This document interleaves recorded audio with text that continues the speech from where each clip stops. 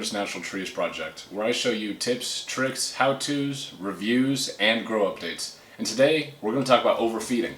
So overfeeding is when we take too many nutrients to give to our plants. And this is not only when we're feeding, but also you could have residual nutrients in your medium that are causing issues with your plants. So if we keep feeding week after week and we're not realizing that we have too many residual nutrients in our medium already, we start to see issues.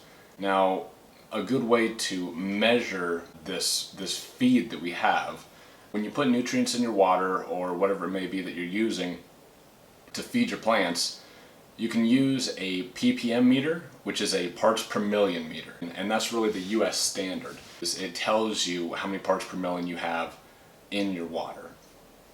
Now, you can also use EC.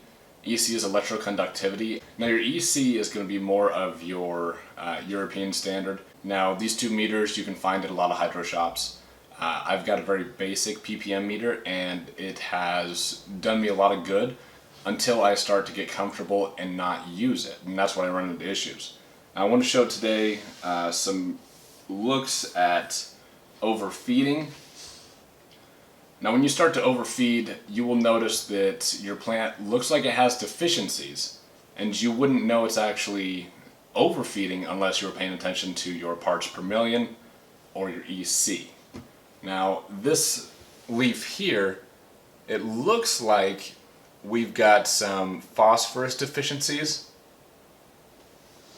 and potassium deficiencies.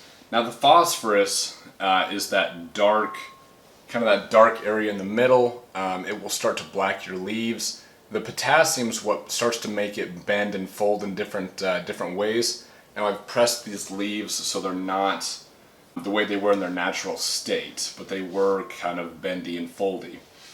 This is another good leaf here to show for phosphorus deficiency, and you can see the dark look to it. This is going to be a calcium deficiency, and you can kind of see that there are a bunch of little small dots on the leaves, and that's when you know that you're deficient in calcium. Both of these deficiencies will show up the more that you overfeed. So it usually starts off as more of a phosphorus deficiency look, and it progresses as it gets worse to a phosphorus and calcium deficiency. And as you keep going, it will progressively get worse and worse. And the reason that our plants are doing this is because they're getting so many nutrients, they actually lock other nutrients out.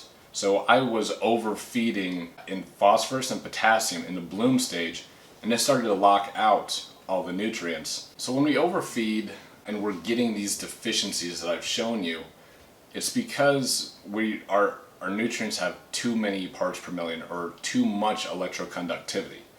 Now, this will actually cause lockouts, and that's why we see the deficiency. Now, the reason that we see these deficiencies is because the plant's actually cannibalizing on itself. So it's eating the pieces away at its own leaves to give it that nutrition, to give it the phosphorus and the potassium and the calcium that has been locked out because we're forcing too much food into the plant. It causes some difficulties, and what it does is it reduces our yield. It makes our plants have that very sick appearance, and it also slows our growth. Of course, slowing growth goes hand in hand with reducing yields. And that's why it's important to measure our PPMs or our electroconductivity to make sure that we're not overfeeding. We want to measure it before we feed our plants, and we want to measure the runoff. The runoff is going to be the most telling in this situation. The way we can fix that problem is if we take pH'd plain water and actually flush our plants. What we're trying to do is flush out all those extra nutrients. By flushing these nutrients out, that'll give our soil room to be able to breathe and take in a new set of nutrients. Let's take a look over at the garden, and we'll see what we need to do to fix this problem. So you notice here that the PPMs are 65. Now that's pretty low. A lot of people you'll see 50 or 40 up to upwards of 150 or 200 parts per million. And that's just tap water, so that'll be other elements as well. So we're going to put this 64 ppm into our soil, and we will see what our runoff is.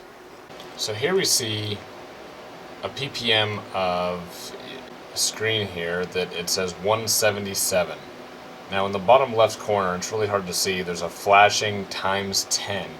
And what that means is our ppms are actually 1,770. Now that's way over what I would ever feed, but because of the salt buildups, it has become that high. I regularly feed from 750 to 1,000 ppms, never over that. So with this being so concentrated, it is causing walkouts and deficiencies. I've overfed. So let's take a look at what we do to alleviate that problem. So we can see here, and this is outside of our tent, and I want to take a look at some of the leaves.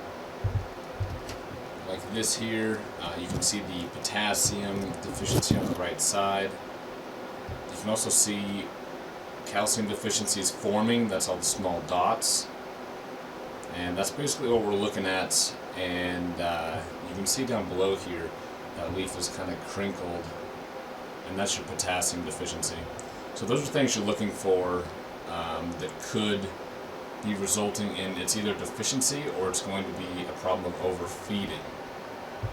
And in this case, it's a problem of overfeeding because our ppms are so high. This is another good example here. And this as well. You can see the potassium deficiency there.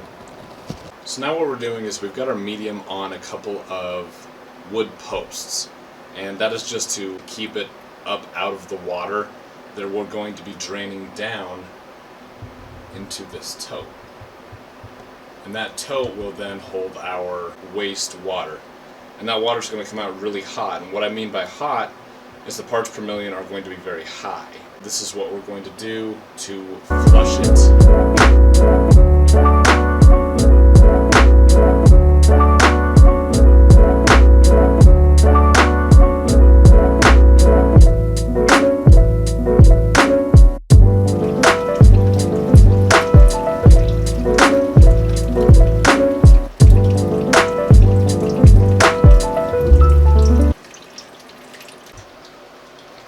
So now you'll notice that the ppms are 657, and I know it's really difficult to read on this screen, and I apologize, but this gets us in the acceptable range of parts per million, or ppm, so that we can keep growing without a large salt buildup.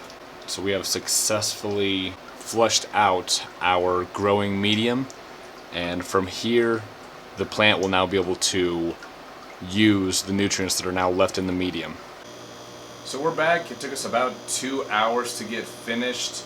I did pour 5 gallons in each of the 5-gallon buckets. The pH was 6.3 on all of the water that we ran through these plants. The ppms ended up being about 500 to 650 depending on the plant, how much water we put through it. I do apologize, I think I'm getting sick. And until next time, this is the Experienced Natural Trees Project.